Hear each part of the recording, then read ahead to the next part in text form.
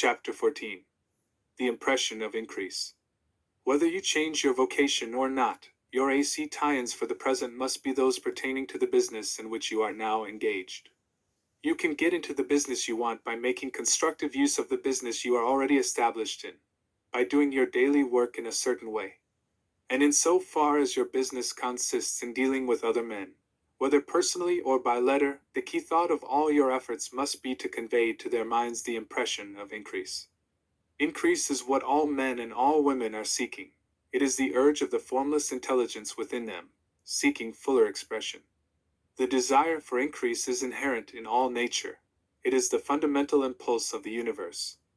All human activities are based on the desire for increase. People are seeking more food, more clothes, better shelter, more luxury, more beauty, more knowledge, more pleasure. Increase in something, more life. Every living thing is under this necessity for continuous advancement. Where increase of life ceases, dissolution and death set in at once.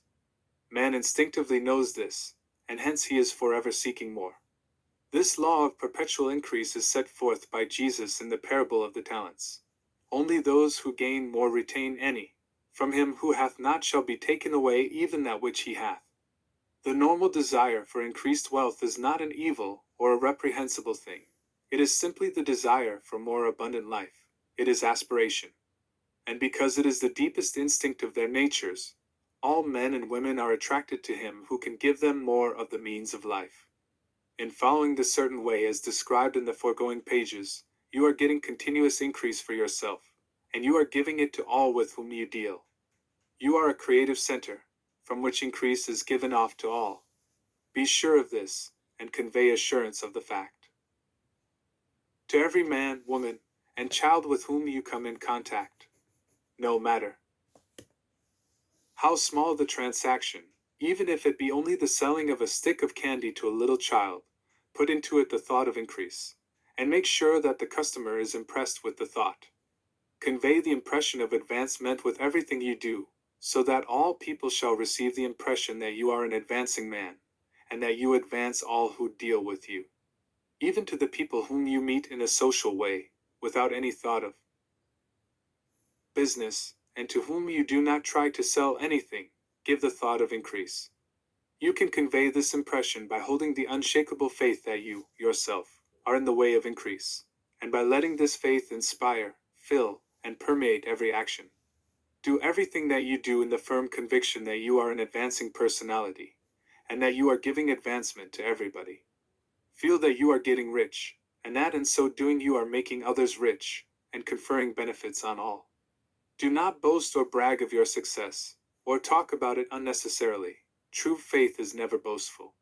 Wherever find a boastful person, you find one who is secretly doubtful and afraid. Simply feel the faith, and let it work out in every transaction. Let every act and tone and look express the quiet assurance that you are getting rich, that you are already rich.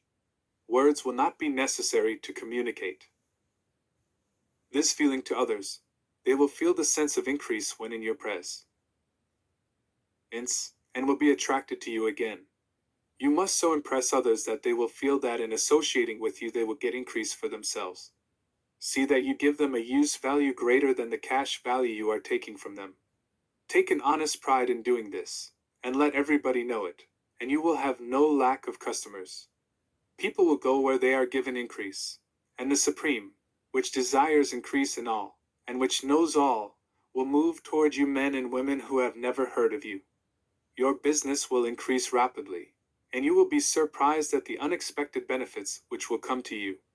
You will be able from day to day to make larger combinations, secure greater advantages, and to go on into a more congenial vocation if you desire to do so.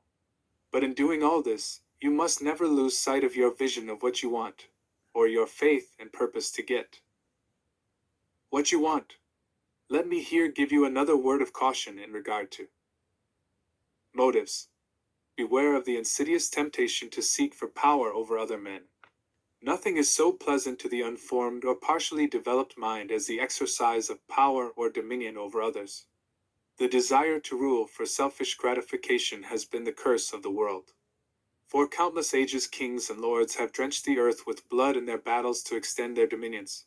This not to seek more life for all, but to get more power for themselves.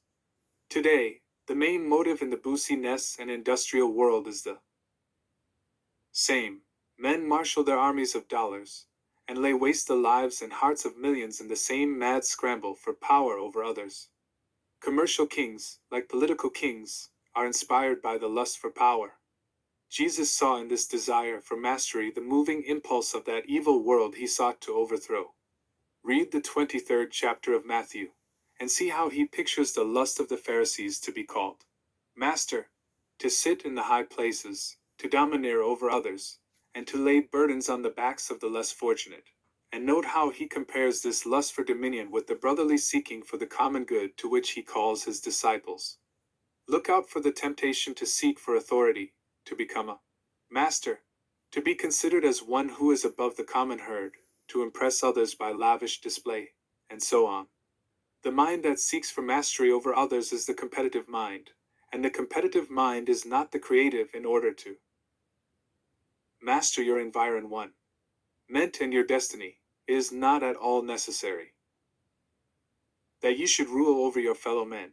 And indeed, when you fall into the world's struggle for the high places, you begin to be conquered by fate and environment, and your getting rich becomes a matter of chance and speculation.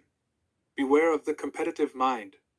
No better statement of the principle of creative action can be formulated than the favorite declaration of the late, Golden Rule, Jones of Toledo. What I want for myself, I want for everybody.